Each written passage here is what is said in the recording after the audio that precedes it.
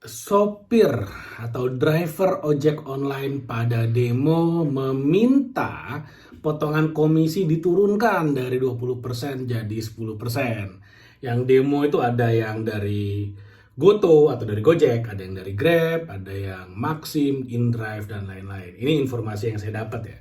Dan yang menarik adalah tuntutan mereka itu sebenarnya simple. Tuntutannya adalah potongan komisinya diturunkan dari 20% ke 10%. Yang mana ketika di hari itu saya kebetulan ada kebutuhan berkendara, jadi saya cari driver, gokar, ada yang ngambil, saya tanya ke drivernya. Pertanyaan pertama saya adalah, "Bang, kenapa kok nggak ikut demo?" Ini parah banget ya, udah perlu dijemput malah nanya kok nggak ikut demo kan kayak gitu. Nah, saya tanya kayak gitu. Jawabannya simple. Setiap orang kebutuhan perutnya beda-beda. Oke, fair enough. Jawabannya fair. Lalu kemudian saya tanya, menurut Mas, ini si driver gokar saya tanya, gimana nih tentang tuntutan teman-teman yang demo, yang pengen potongannya dikurangi? Ya, beliau jawab, meskipun si driver ini ngambil saya tetap kerja gitu ya, karena kebutuhan perut orang beda-beda, yang menurut saya itu sangat fair banget. Beliau juga bilang, tapi dia tetap mendukung teman-teman yang demo. Mendukung dalam arti kalau misalnya tuntutannya dipenuhi, beliau sangat senang. Dan beliau juga sebenarnya berharap tuntutannya dipenuhi. Nah, di video ini saya nggak akan bahas tentang make sense nggak ya kalau misalnya minta potongannya dikurangi dari 20% ke 10%. Yang mana ya sebenarnya menurut aturan, dari 20% yang dipotong ini yang setahu saya ya, kalau saya salah silakan dikoreksi. Dari 20% ini karena kan beda-beda nih potongannya. Kalau setahu saya ya, untuk Gojek dan Grab itu 20%, lalu untuk Maxim kalau saya nggak salah itu 15% potongannya, dan untuk InDrive kalau saya nggak salah itu 10%. Silakan dicek lagi. Kamu bisa cek, kamu bisa googling, itu semua hafalan, oke? Kamu bisa cek aja, cari infonya. Itu tuh infonya banyak sekali dan lengkap sekali. Nah, poin saya adalah seperti ini. Dari 20% yang dipotong, setahu saya 5%-nya dikembalikan lagi untuk para mitranya, sebutnya para mitra lah ya. Nah, tapi kemudian saya tanya ke driver ini yang jemput saya ini, "Mas, apakah ada ikatan dinas harus bermitra dengan Grab saja atau dengan Gojek saja, atau ada misalnya ada ijazahnya ditahan mungkin sehingga nggak bisa pindah kerjaan lain?" Jawabannya adalah tidak ada. Tidak ada ikatan sama sekali dan semuanya bebas-bebas aja. Mau nariknya kapan, narik itu maksudnya kapan mau kerja, kapan mau libur, semuanya sangat bebas. Terus saya tanya, kalau misalnya 3 hari nggak kerja, ada potongan gaji nggak? Jawabannya nggak ada. Ini beliau yang bilang tidak ada potongan gaji, yang artinya misalnya 3 hari ini libur, lalu misalnya Senin, Selasa, Rabu libur, Kamis baru nyari orderan lagi, ya dapatnya sama. Mungkin yang beda nanti adalah bonusnya. Oke. Nah, artinya apa? Artinya ya sebenarnya tidak ada ikatan. Tidak ada ikatan tuh artinya ya mau sambil kerja yang lain pun bisa, mau sambil mengisi waktu dengan kegiatan yang lain pun bisa sebetulnya. Itu yang pertama. Yang kedua, nah ini yang menurut saya sangat menarik. Saya tanya, "Mas bisa dapat berapa dalam sebulan?" Saya tanya dalam sebulan. Terus pertanyaan, dia bilang, "Ya cukuplah buat hidup." Saya tanya lagi, UMR di Jakarta itu 5 juta. Karena ini kan drivernya di Jakarta. Saya tanya, plus minus 2 kali UMR ada nggak? Gajinya ya. Maksudnya penghasilan dari sebagai sopir atau driver dari ojek online ini. Saya nggak tahu apakah dia di Gokar aja atau Gokar plus Maxim, apa saya nggak tahu. Saya tanya, dalam sebulan kira-kira 2 kali UMR dapat nggak? Nah, jawaban dia dapat 2 kali UMR. Jadi sekitar 10 jutaan dia dapat plus minus. Ya itu ya memang itu masih dikurangi lagi dengan biaya bensin, lalu kemudian dikurangi lagi untuk servis mobilnya, lalu kemudian ya mungkin di jalan ada misalnya ada ban gembes dan segala macam. Itu ya tentu saja akan dikurangi lagi. Tapi paling tidak pulang ke rumah dia bisa bawa sekitar 8 juta. Itu dia yang bilang, bukan saya. Oke. Nah, sekarang saya mikir gini. Pemikiran saya seperti ini. Dapat 8 juta. Lalu kemudian punya kebebasan waktu. Menurut saya itu udah lumayan privilege. Kenapa lumayan privilege? Saya akan jelasin di sini. Kalau kamu kerja sebagai admin di sebuah perusahaan yang sebenarnya ditukar dengan uang, dengan gaji yang perusahaan beli di kamu, itu adalah waktu. Kalau kamu jadi admin di sebuah perusahaan ya, jadi admin, jadi kasir, jadi accounting, apapun deh yang kerjanya di belakang meja, yang benar-benar digaji tiap bulan. Mungkin kamu dapat bonus, dapat THR, dapat ya mungkin ada ceperan-ceperan lainnya, tapi basically you got the point. Kamu ngerti maksud saya. Maksud saya adalah kalau kamu kerja di sebuah perusahaan sebagai seorang karyawan biasa, maka kamu menukar gaji dengan waktumu. Oke? Dan saya akan jelaskan kenapa sebetulnya kalau dari cerita saya, obrolan saya dengan si mitra ojol ini sebenarnya dia punya satu privilege yang sebenarnya dia kalau dia bisa explore dengan baik, dia tahu caranya dan dia mau melakukan dan dia cukup terbuka hati dan pikirannya untuk bisa menerima ide yang baru dan dia mau take action, dia bisa jadi orang yang sangat kaya sebetulnya. Loh kok bisa? Kok bisa? Sekarang bayangin gini, sebagai seorang mitra ojek online, apapun brandnya saya nggak peduli, berapapun potongan komisinya saya nggak peduli, oke? Apapun brandnya, yang sebenarnya mereka miliki lebih apa ya? Yang mereka miliki yang sebenarnya jauh lebih esensial daripada menjadi seorang karyawan kantoran itu adalah waktu. Dia bisa bebas memilih kapan kerja, kapan tidak kerja. Yang mana memang saya pahami juga kalau nggak kerja ya nggak ada income. Tapi tetap saja ada pilihan itu. Misalnya gini, saya kasih contoh matematis deh. Misalnya 1 bulan 30 hari, oke? 1 bulan 30 hari. Nah ini kan bebas mau kerja kapan aja. Mau kerja Sabtu Minggu boleh, oke? Kerja 30 hari, lalu kemudian misalnya targetnya pengen dapat 5 juta bulan ini. Bersih ya setelah dipotong bensin segala macam 5 juta, oke. Lalu kemudian kerja nih, ternyata kerjanya ngegas banget di seminggu awal. Misalnya saya nggak tahu hitung-hitungan di lapangan gimana, contoh aja. Seminggu awal dia udah dapat 5 juta. Oke? Lalu kemudian 3 minggu sisanya memilih untuk tidak bekerja lagi. Istirahat, investasi leher ke atas. Bisa nggak? Bisa sebetulnya. Atau 1 minggu di awal digas dapat 5 juta. Nanggung cuma 1 minggu, tambah seminggu lagi ngegas lagi, dapat 10 juta.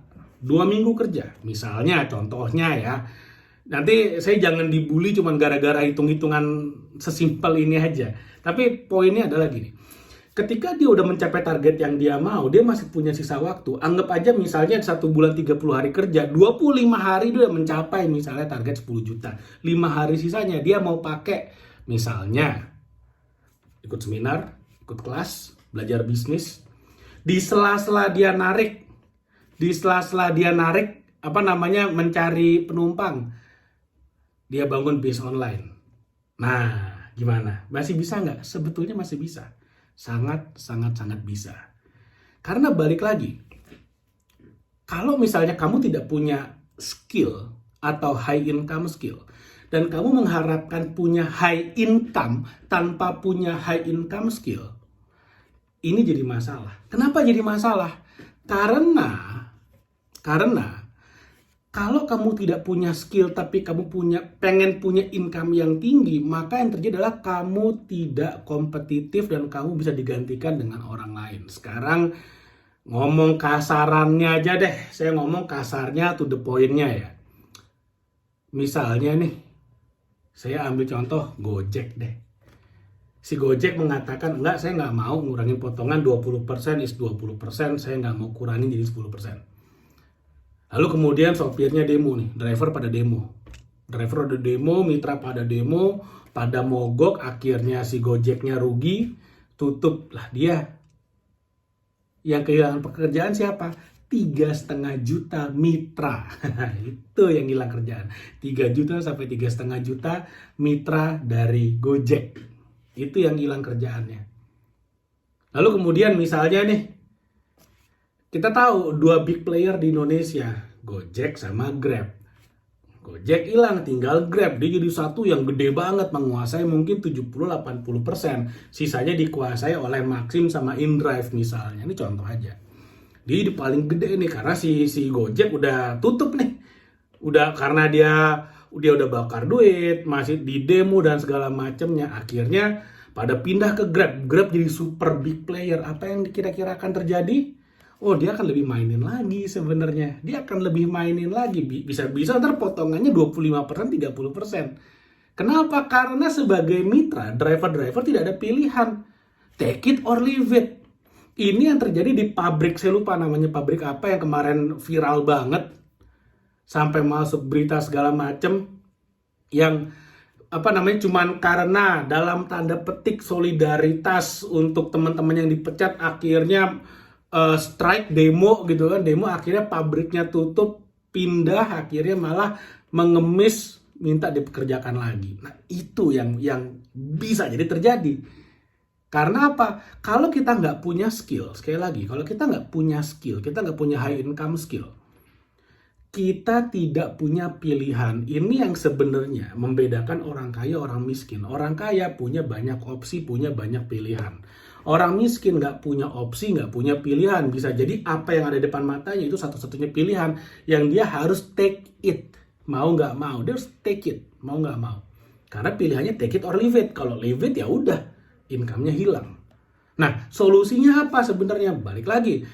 Kalau kamu cukup privilege enough sekarang bermitra dengan perusahaan ojek online, provider ojek online ini, apapun brandnya nggak masalah. Gunakanlah waktumu ketika lagi nggak narik karyawan, lagi nggak narik penumpang, lagi nggak ada penumpang, gunakanlah waktumu semaksimal mungkin. Untuk apa? Invest leher ke atas. Sambil nunggu penumpang misalnya, belajar bangun bisnis online yang bisa dijalankan kapan saja, di mana saja. Kalau mau trading, belajar trading, saham kayak forex, belajar di sana. Lalu kemudian misalnya udah tahu nih, oh kayaknya minggu depan ada seminar bisnis bagus, ikut. Loh berarti nggak kerja? Oh ya nggak kerja sehari, sisanya dilemburin. Seperti itu.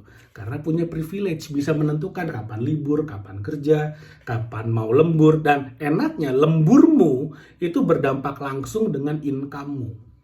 Jadi langsung, jadi benar-benar kita sebagai mitra dari Gojek misalnya, dari Grab, InDrive, Maxim, apapun lah. Apa yang dikerjakan, itulah hasilnya. Kalau kamu sebagai admin di kantor, bekerja di belakang meja, kamu nggak punya privilege itu. Kamu nggak bisa mengatakan, oh saya bekerja lebih keras daripada minggu lalu, yang artinya saya minggu ini harusnya digaji lebih tinggi daripada minggu lalu. Itu nggak bisa. Itu hanya dimiliki oleh teman-teman yang bekerja sebagai mitra dari ojek online. Nah, ada juga nih yang mikir gini, InDrive kan potongannya dikit, apa kita semua pindah ke InDrive aja ya? Ya nggak gitu juga. Kenapa nggak gitu juga? Karena memberikan potongan komisi yang dikit, ngambil potongannya dikit, itu artinya dia lagi bakar duit untuk dapetin traffic. Ketika trafficnya udah tinggi, nah udah dia bisa compete tuh sama yang lain. Dia compete dalam arti dia bisa naikin potongannya juga sama kayak yang lain. Nah, artinya apa? Sebenarnya ya kita bisa perdebatkan ini, yang mana perdebatan tidak akan ada habis-habisnya. Terutama kalau misalnya perdebatannya adalah kan 10% tidak akan membuat miskin. Nah, itu si Gojeknya yang ngomong sama si drivernya ngomong sama itu. Sama-sama punya kebutuhan, sama-sama bakar duit, sama-sama punya keluarga, sama-sama punya cash flow. Nah, jadi sebenarnya solusinya adalah bikin dirimu memiliki high income skill. Praktekkan skill itu sehingga kamu punya income yang besar, sehingga ketika kamu ngerasa wah ini potongannya Gojek ketinggian, ya udah cabut aja. Selesai jadi driver. Kerjain aja yang lain karena kamu udah punya bisnis yang lain yang bisa menghasilkan income yang mungkin lebih tinggi daripada income kamu sebagai driver. Sesimpel itu. Itu solusinya menurut saya. Dan kalau misalnya ini bisa dipahami oleh cukup banyak teman-teman yang bekerja sebagai mitra driver ojek online, wah ini enak banget. Ini akan menjadi satu ekosistem yang menurut saya sangat win-win buat semuanya. Karena salah satu keluhannya dari yang saya tanya ya ke driver-driver ya. Salah satu keluhan mereka menjadi driver adalah saat ini kompetisinya udah banyak banget. Udah saturated banget, udah jenuh banget. Dulu drivernya masih dikit. Saya bawa pulang bisa belasan juta. Sekarang driver udah banyak, bisa dapat 5 juta udah bagus, 10 juta udah bagus. Kayak gitu.